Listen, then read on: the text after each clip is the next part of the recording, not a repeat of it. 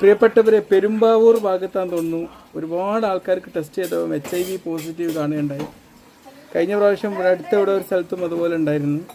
ഇങ്ങനെ ടെസ്റ്റ് ചെയ്താൽ ചിലർക്കൊക്കെ കാണാം. നമ്മൾ മനസ്സിലാക്കേണ്ട ഒരു കാര്യം, ഏറ്റവും കൂടുതൽ HIV ഒരാളിൽ നിന്ന് മറ്റൊരാളേക്ക് പകരുന്നത് സെക്ഷൽ കോണ്ടാക്ട് കൊണ്ടല്ല. ഒരു HIV പോസിറ്റീവ് ഒരാൾക്ക് പോലും ഒരു സെക്ഷൽ കോണ്ടാക്ട് കൊണ്ട് പകരാനുള്ള സാധ്യത വളരെ വിദൂരമാണ്.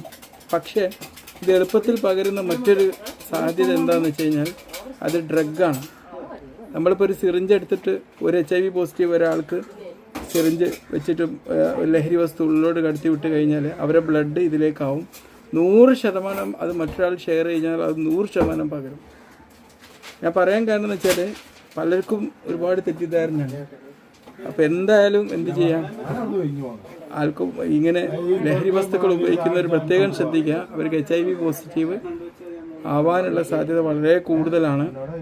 പ്രത്യേകിച്ച് നമ്മളിപ്പോൾ പല ലഹരി ഉപയോഗിക്കുന്ന ആൾക്കാരൊക്കെ കൈകളിലൊക്കെ നോക്കിക്കഴിഞ്ഞാൽ ഈ നീഡിൽ ഷെയർ ചെയ്തതിൻ്റെ മാർക്കുകൾ കാണാൻ പറ്റും. പിന്നെ HIV പോസിറ്റീവ് ആവുക എന്ന് പറയുന്നത് അവർക്ക് എയ്ഡ്സ് ആവാമെന്ന് അർത്ഥമല്ല. ഇത് രണ്ടാണ്. ഇതിനെക്കുറിച്ച് ഏതായാലും ഞാനൊരു കോഴ്സ് ഇവിടെ റെഡിയാക്കിക്കൊണ്ടിരിക്കുകയാണ്. 10-21 ലെസൺസ് ഷൂട്ട് ചെയ്ത് കഴിഞ്ഞു. HIV പോസിറ്റീവായ ആൾക്കാർക്കും HIV പോസിറ്റീവ് വരെ കെയർ ചെയ്യുന്നവർക്കും പ്രൊഫഷണൽസിനും ഒക്കെ വേണ്ടിയിട്ടാണ് ക്രിയേറ്റ് ചെയ്തത്. ഓക്കെ, അതിനെക്കുറിച്ച് പിന്നെ പറയാം. ഇപ്പോൾ ഞാൻ തൽക്കാലം ഈ വാർത്ത കേട്ടപ്പം ഒന്ന് പറഞ്ഞു. ഓക്കെ, ആ സിസ്റ്ററെ, ഞാൻ ചായ കുടിക്കാൻ